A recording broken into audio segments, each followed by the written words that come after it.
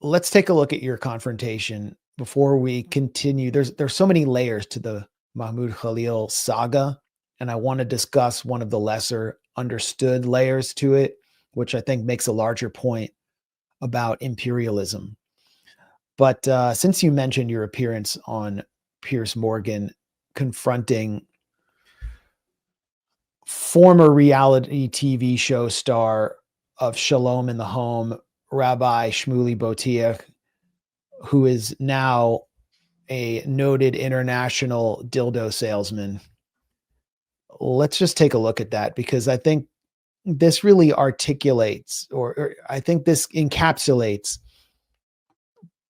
the two camps of Judaism that I think are in a civil war right now inside the United States. And Shmuley is, of course, part of the dominant camp.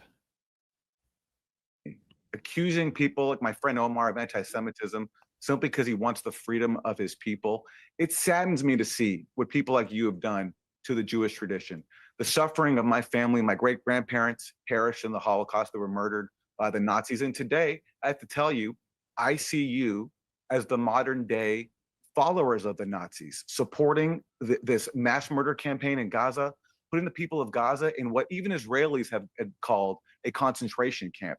It's the Israeli Jews of today, supported by American Jews, unfortunately, some, that are following in the footsteps of our oppressors. And I hope one day you can connect to your own humanity and the very best of your own tradition, which I believe in, to see just how horrible this modern state, this modern supremacist state, is not only for the Palestinians, but the Jewish people as well. You can't seriously be saying that Rabbi Shmuley, one of the most high-profile Jews in the world, is a successor to the Nazis. Is a Nazi.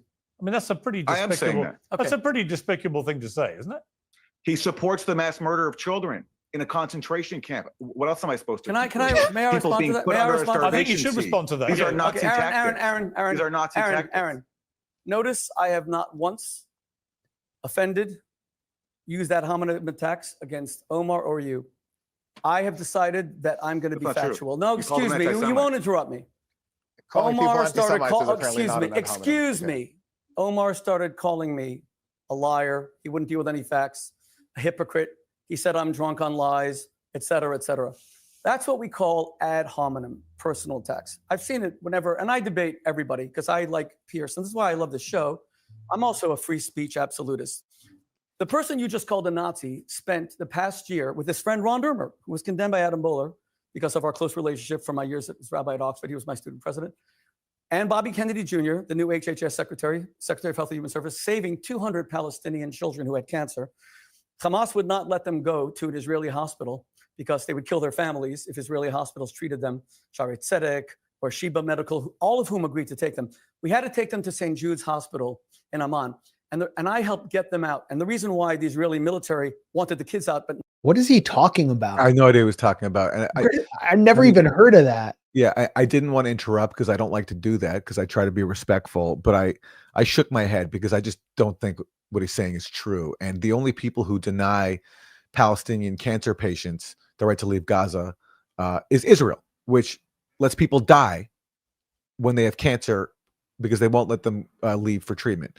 Not just if they have cancer, but other ailments too, including serious wounds suffered under Israeli bombardment. So I just think he's lying through his teeth there. I haven't looked it up because I just assume he's lying. That's what people like him do.